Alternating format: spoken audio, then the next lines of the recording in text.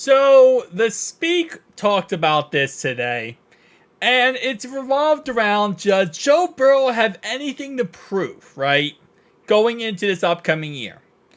And what they're speaking about is from his injury history. Does he have anything to prove based on the fact that he was injured, a total of 14 games, 7 games rookie season, and 7 games last year? And at the end of the day, I think it's a idiotic topic to talk about, right? Because I don't think any player has to prove anything if they get injured, especially when you look back at Joe's rookie year. Reason how he got injured was, of course, because he had no offensive line. And then look at now and how we are now. Last year was just a freak incident that no quarterback has ever gotten the injury he's had where he's tore his ligament. Normally, players who get it is offensive linemen and defensive linemen. That's the one usually who gets that injury. So, it's a freak incident, it happens. It's football, contact sport, things are going to happen. But I think it's a stupid question to say, does he have anything to prove? What are you talking about? He's the best quarterback in football. When he's not injured, which, again, I know people are like, oh, he's injury prone. He's not injury prone. He's missed 7 games his rookie season because we came off of one of the worst seasons, not the worst season in Bengals history, okay? Go ahead and preface that real fast. The 90s was pretty bad. We came off an awful season, and that's why we got Joe Burrow. Because we came off an awful season. We had an awful team. We didn't have a team that was good enough to win. So, Joe went out there with pretty much nothing and got hurt because he got hit a million times. What do you expect? Quarterback gets hit a million times, he gets hurt. That's called basic logic. Then last season, again, a freak incident. Cool. That's not injury prone. It's not injury prone because of that one thing. Anyway, though, let's go ahead and listen up to what the Speak has to say. I'm going to go ahead and cover half the screen just like this. As always, I'll also take down my video. And I'm going to give my thoughts and opinions on what they say throughout this, as always, and kind of, how I feel about what they're saying. Is at stake for Joe Burrow this season? I believe Joe Burrow is the second best quarterback in the National Football League. Second, I believe only Patrick Mahomes is better. Josh Allen fans, I hear you loud and Dang, we're already glazing up Patrick Mahomes. This is a Joe Burrow video. We already got this is a question. Does Joe Burrow have anything to prove? I have to talk about Patrick Mahomes. Why? It's about Joe Burrow. It's not about Patrick Mahomes. Does it say, is Joe Burrow the best quarterback in the league? No, it says, does he have anything to prove? You're just glazing up Patrick Mahomes for no reason, my guy. Clear, Lamar Jackson fans, I hear you loud and clear. I believe Joe Burrow is better than everybody not named Patrick Mahomes. But where I am at, Dave Helman, with Joe Burrow is, it's feast or famine. Joe Burrow is just as likely to finish the season injured as he is to finish the season in the AFC Championship game. That is so stupid. He played 4 years, okay? First year, again, yeah. 2 of his 4 years, he got injured. First year, offensive line sucks. Last year, freak incident. That is not even logical statement. Either he has the same chance of being an AFC championship or the same chance of being injured. That makes no excuse me. That makes no freaking sense. Sorry. Is either an A grade or he doesn't even attend the class. So where I'm at with Joe Burrow now is so he can't just have a great season or go win a Super Bowl. What you're saying is the only 2 options are an AFC championship game or he's injured. So he can't just win the AFC North, have a good playoff run, maybe get beat in the divisional round, or have a good playoff run, go to the Super Bowl, lose in the Super Bowl, or go to the Super Bowl and win the Super Bowl. It's either one or the other. See, this is the problem with statements that these analysts make. It makes no sense when you think about it. You're putting it either is he's going to have a great season, amazing season, gets to the championship game, or he's going to be hurt. In what track record does that show one of the 2 things is going to happen? You have to show up and you have to play the whole season, and you got to go back to where you are whenever you're healthy. To me, he has a lot to prove because you can't be a top 2 player in football or an absentee. at least be present. The best ability is availability. So, Dave, Joe Burrow's great. So he's saying either he's going to be the best quarterback in football or he's going to be hurt.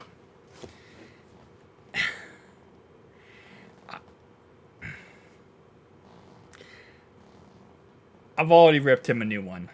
I'm going to let someone else speak. There's nobody that I think is greater not named Patrick Mahomes. He truly is great. But when I think about the fact that he's missed 13 games in 4 seasons, he's nearly missed a season in 4 seasons, that has to matter. What's he got to prove to you? I think this conversation, it reveals a fascinating idea of like perception versus reality, right? And I think the Cincinnati Bengals have a lot to prove. My answer is just, it's less about Joe Burrow. You and I disagree about this. I think what this is a really good conversation of is context. And I think without context, you don't see anything logical. Patrick Mahomes' first season, he played 1 game. It wasn't because of injury, but he played 1 game. If I tell you that statement and I don't give you the context that it was because of, he was the backup to Alex Smith, then you might say, oh, wow, Patrick Mahomes, he really had a bad first season. No, it's because he wasn't playing because he was a backup. Once you add context, and again, I think this guy is very logical with his point of view here, is perception versus reality. Perception is, oh, wow, he missed 13 games. Reality is, he had one of the worst offensive lines, a team that's coming off the worst season ever, having the number 1 overall pick, not being a team that's ready to compete, and he takes over for that team and gets sacked a million times. And then again, last season, a freak incident. It's perception versus reality. I agree with him. It's about the Bengals and having a chance to capitalize on this window where they have all of this talent before it changes. But it is interesting. We talked about this in our pre-production meeting. Joe Burrow and Tua Tagovailoa have missed a very similar amount of time over their careers. But I don't, and I think a lot of people don't, view Joe as an injury-prone player. He tore up his knee as a rookie in a forgotten Bengals season. Jamar Chase wasn't there yet. That team was not serious. Since the Bengals have become serious, he missed the second or the last third of last season with a wrist injury. We'll see how he responds. I'm not worried about it. And Joey, I don't want to speak for you, but I don't think you are either. Like, I'm not worried about Joe being healthy. I'm worried about the Bengals capitalizing on a year where T. Higgins is in the last year. And again, like, if it wasn't for the fact of a freak incident last year where he tore his ligament in his hand, right, he would have been fully healthy for 3 straight seasons. And it's just, he has nothing to prove. Joe has nothing to prove going into this season. Joe's just going to go out there and be Joe. And he's going to last his whole entire season. And you know what's funny thing is, he'll last his whole season, go win a Super Bowl, and people will still be like, well, but he's injury prone. He's not injury prone. Okay? It was a awful team and then a freak incident. Whatever. Year of his contract. I'm worried about a year, the Bengals capitalizing when, again, Jamar Chase, he's eligible for a contract extension. You better believe that contract is going to start with a 3. The Bengals are about to find out how hard it is to surround a quarterback like Joe with talent. And, I mean, to prove my point. See, the thing is, right, I think to that point, you got to look at one factor. T has been out. He's only played 60% of his career. 40% of the time T has been with us, he's been injured, okay? You got to look at that simple fact. Chase has also missed games. Joe has made a lot of players on this team, and throughout the history since he's been with us, look good. And last year, Yoshi looked amazing. Yoshi was a 6th-round draft pick. He took a 6th-round draft pick, a wide receiver, and made him look like a top 20, top 30 wide receiver. And he's only going to get better in his second year. We just got him Jermaine Burton. Okay, we got him Mike. We got him 2 tight ends in the draft. I love T. I really do. But I think Joe can take lesser and make better with that competition. And I don't think that losing T... I don't think we're going to lose Chase, by the way. I don't think we will. But we probably will lose T in the end. I know Chad said we won't lose T. I think we probably will. I look at it as, I don't think losing T is going to be the end of us. Or end of, this offense. Or I don't even think we're going to take a step back losing T. I really don't. I love T, but at the same time, we also lost Tyler Boyd. And I look at it like this. we're just going to have to make someone else great. Because at the end of the day, that's how football works. With the salary cap era, even though it's going up, you can't keep everybody, right? So us taking Jermaine Burton in this last draft, Yoshi getting more snaps this year, it's all revolved around, the future. So as long as we have number 9 and we protect number 9, which we haven't done over the last 4 years, I think we'll be fine. Point, if we could bring it up, the Bengals need to capitalize because this is their future. All right, let me just show you. So it says Joe Burrow's bank. Joe Burrow's cap hit in the next 4 years.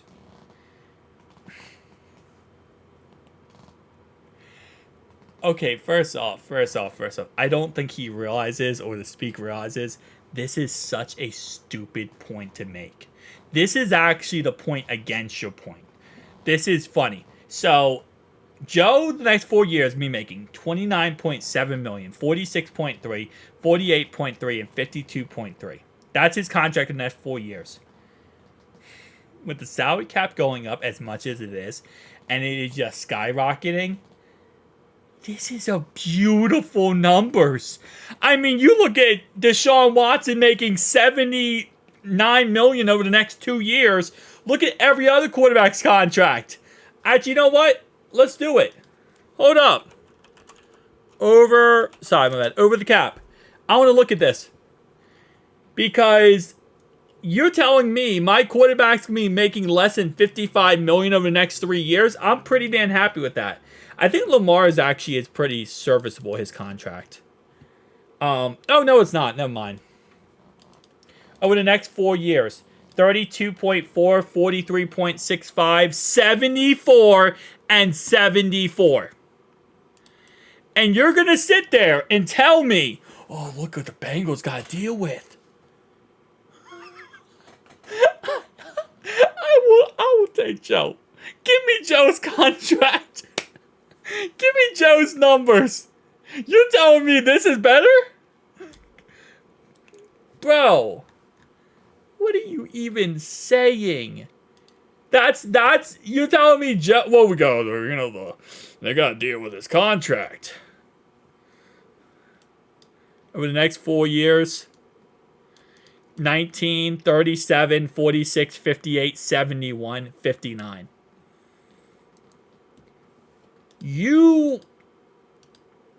Let's speak. You just made a point against your own point. I have never seen a talk show do that. Usually they say idiotic points. You literally just brought up your counterpoint to your own argument. That's the best thing about Joe, is his salary cap compared to other quarterbacks in his similar class, and it's going to get even crazier as the days go on. His salary is not that much. I mean, this is all void years, by the way. They push the money toward the future. Jalen Hurts is also not that much. Jalen Hurts is actually pretty serviceable, too.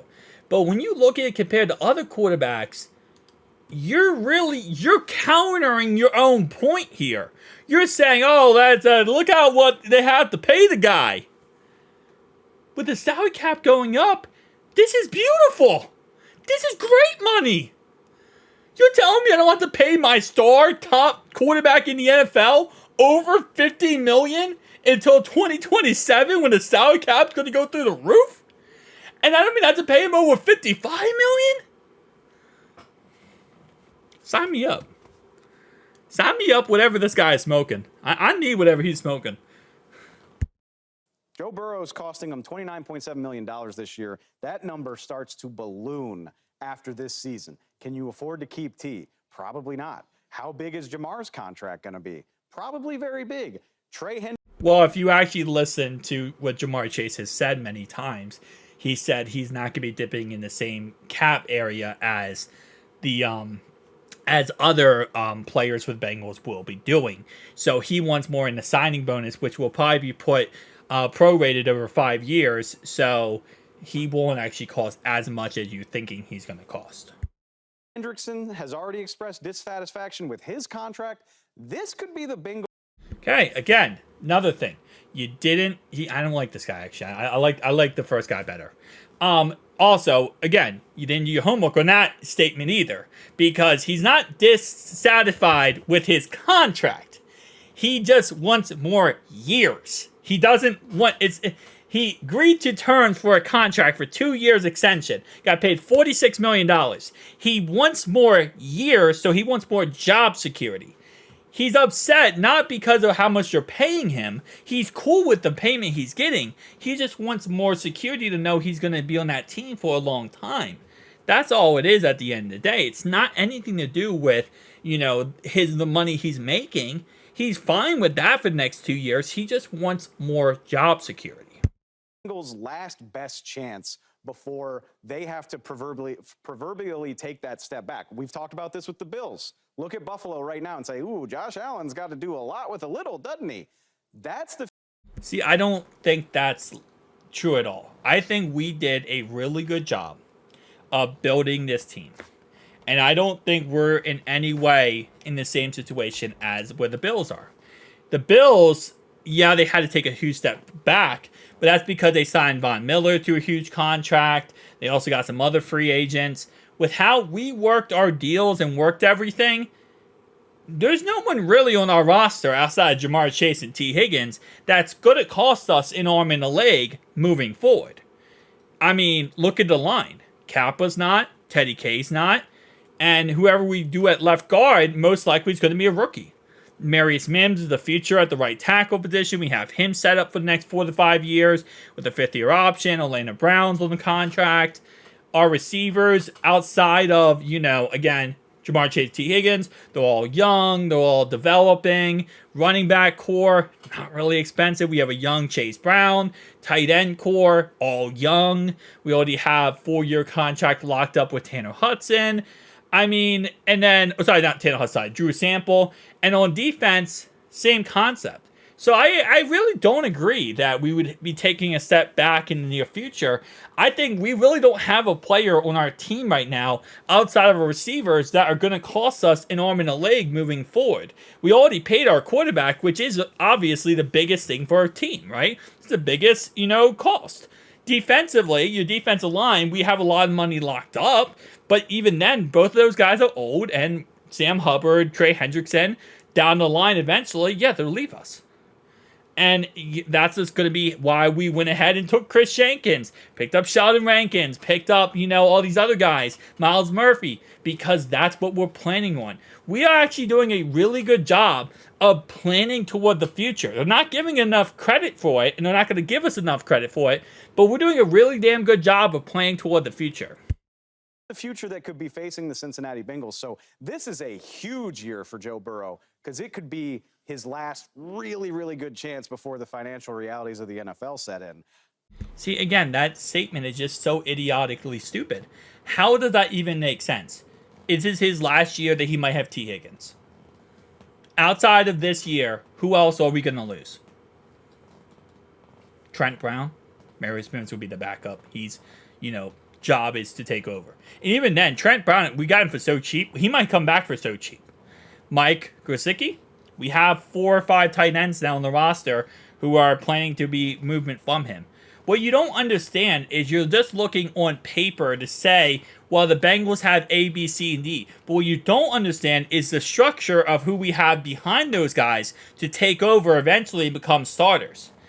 I think this is an idiotic take. Our secondary, if anything now, is locked up for the next 3 or 4 years. This makes no sense. That's why I hate analysts. They're talking good. No, they're not talking good about us yet. They do talk good about us eventually. Me personally, I'm not worried about his longevity or his durability. He fought through a calf injury at the beginning of last year, which you could say it's bad that you could, but he played through it. Yeah, he didn't, but not well. Sure, but he was there. He gutted through it and he got back on track. I'm not worried about Joe's durability. Context. It's beautiful, isn't it? Yeah, we went 1-2 versus the AFC North. AFC North beat the Rams, lost to a really good Titan squad. 1-3 against really good competition. And once Joe came back healthy and he was over that calf thing, guess what happened? He lit it up. worried about the financial realities of what's facing the Bengals if they don't get over the hump soon. Well said. Yeah, I don't think he has anything to prove. Who else is giving Patrick Mahomes smoke?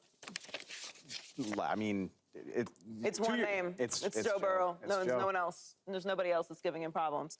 So the drop-off for me would have to be substantial. Now, if he's injured for a certain amount of games again this year and affects their postseason success and whatever, then I'm willing to have that conversation because he has missed some time. But as far as what he has to prove to me, when he's healthy, they're in the AFC Championship game or the Super Bowl. That's right. So when we have the health conversation and a player is habitually hurt, the question becomes, what's it worth for the highs? Okay, well, the highs are the AFC Championship game, Super Bowl. And the Super Bowl. And the lows are you miss some games you have and the year's off. So I would take that. I would take the highs and a year off over. And if you look at last season, right, our line sucked last season. And, you know, again, Joe had the freak incident. It wasn't as bad as 2020. I'm not even closely saying that, right? But when you look at it, look at Jake Browning versus the Chiefs. Jake Browning versus the Chiefs. The whole game was pretty actually decent. But look at the last drive for Jake Browning versus the Chiefs. He got sacked 6 times in one drive. That's how bad our line was.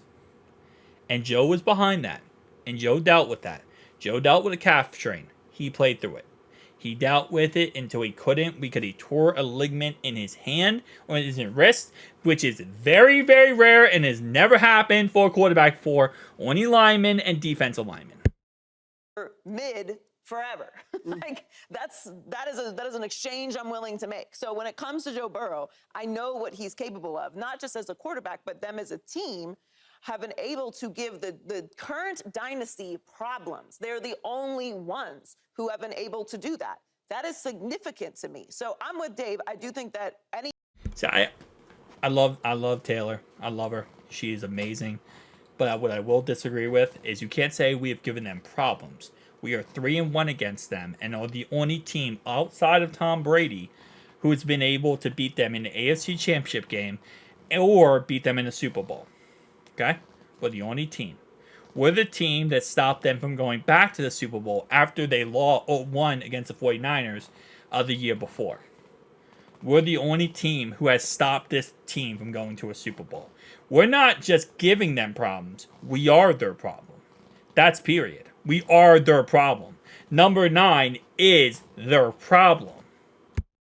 Any team that pays their quarterback eventually runs into the wall of how do we keep everyone here? How do we maneuver this money? How are we able to keep the great pieces that we put around him there to help him have success? Because as we know, no matter how good you are, this is still a team game. And unless you have Andy Reid and Patrick Mahomes and Travis Kelce, it's going to be really hard to continue to replace these incredibly great players. So I don't think he has anything to prove this year. If he's healthy all season long, I think they're going to have a great year. And to me, his highs are too high to worry that much about his lows. Where you at, 2-5? Yeah, I agree with Joe. I mean, I'm not worried about what's he have to prove this season. I know how good he is. When he's healthy, you know he's going to deliver. She talked about it, AFC Championship game or the Super Bowl. That's what he does. And I still think he's a top 3 quarterback. A lot of these other guys is kind of injury prone, like a Tua. I think Tua is good, but like for you to be hurt that much, you're not that good, right? And I look at. Oh, because I know he likes Tua. No, but I'm saying, Be careful. I think Tua is good, but when I look at the difference between Joe Burrow and him, is like Joe Burrow is that good. He's that much better. Where I'm okay with taking that risk from the injuries that he's had, right? And then once he bounces back, it's always a good season after he comes back from injury. So I'm betting on Joe Burrow. I think he have a phenomenal year. I think hopefully this be not hopefully, but depending on what happens with Higgins, right? He's gonna need him, but Joe's that good. Where if Jamar's number 1, he could find a young draft pick to take over that second role. Yeah.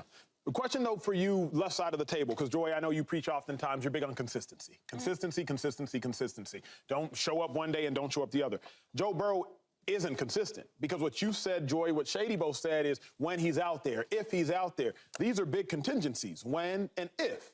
He missed 6 or 7 games this past season. Obviously, he missed 6 or 7 games his rookie season. So given the fact that at this table we're big on consistency, and I am big on consistency, I'm big on availability, how are we overlooking it? I know the highs are high.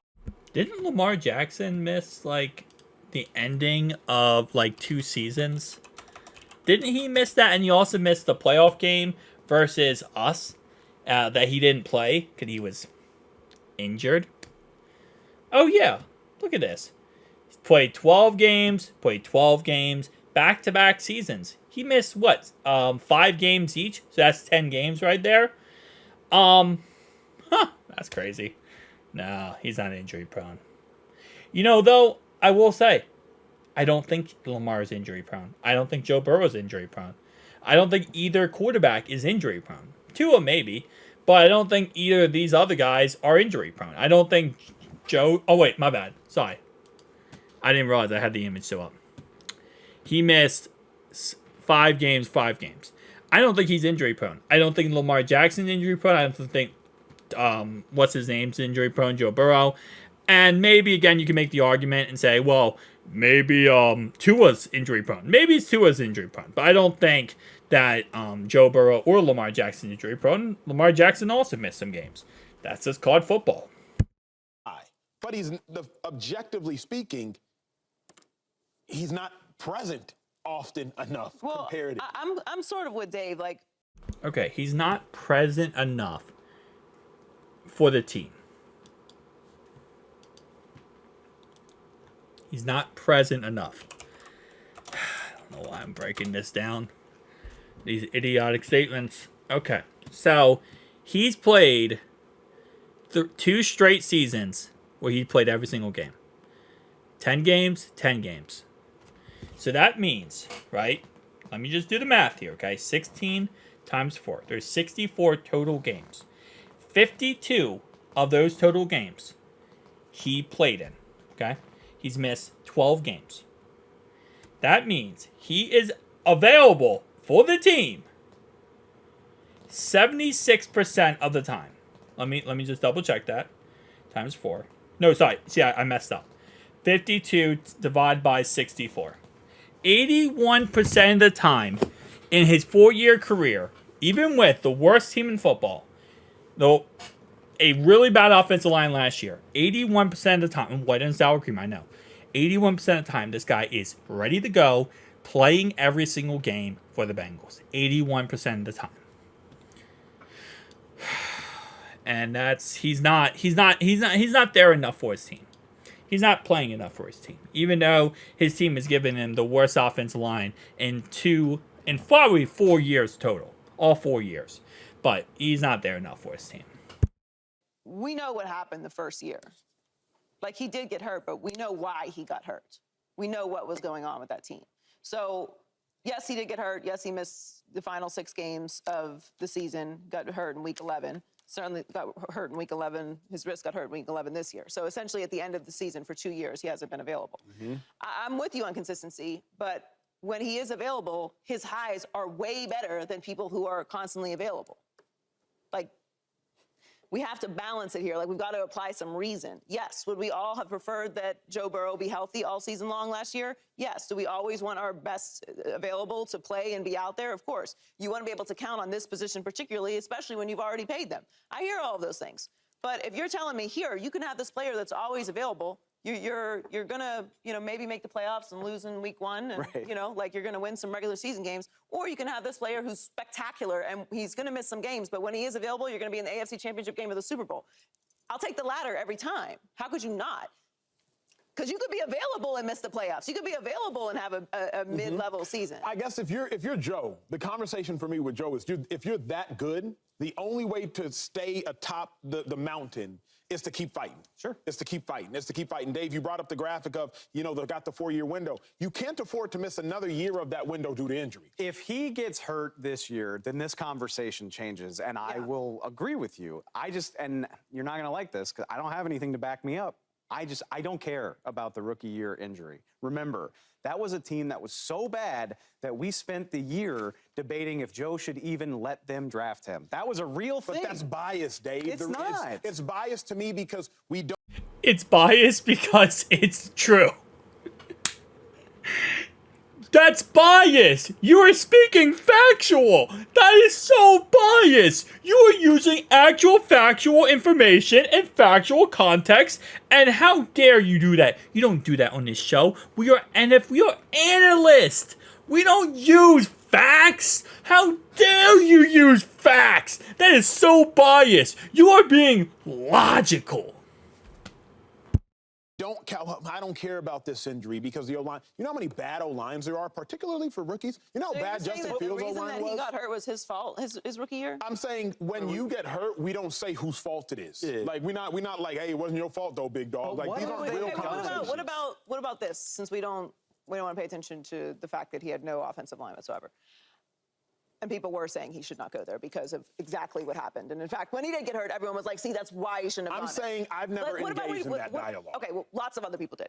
I did. It was a real talking conversation. Let me tell you like this. That's not a conversation that, like, in training rooms, hey, big dog, it wasn't your fault, man. You know what I'm saying? You had a bad O-line. Bro, I mean, I love it funny, but, like, come on. Like, he got hurt because his line was bad? Like, that's not, I'm just saying that's not a real dialogue. I think he got sacked a record number of times. He also, he got, sandwiched on top of a guy by another guy. Like, he got demolished. I'm not saying y'all are wrong. Okay, so let's say it's not his fault. I've never heard nobody. Okay, I'm telling you, just trust me on this one. Trust me. And I could be wrong about the sacks, but Andy, let me know. Let's just call it his rookie year. Do we do that? Like throwing out his rookie season? Yeah. I can't do it, but I see how you want to. Like, you just... I can't do it because it doesn't fit my narrative of trying to say that Joe Burrow is injury prone. That's why I don't want to do it, because it doesn't fit my narrative anymore. My narrative goes away the second I throw out his rookie numbers. When the second I give the context that his team sucked. Just every time I use facts, it doesn't help my narrative. It doesn't make sense. How could I have a perspective and have an opinion and throw away facts, and the second I bring them back, it doesn't help out my narrative? That is so crazy. How is that possible? I can give a narrative, but if I use facts, oh, it goes against that. How does that happen? Guys, this video has been 31 minutes.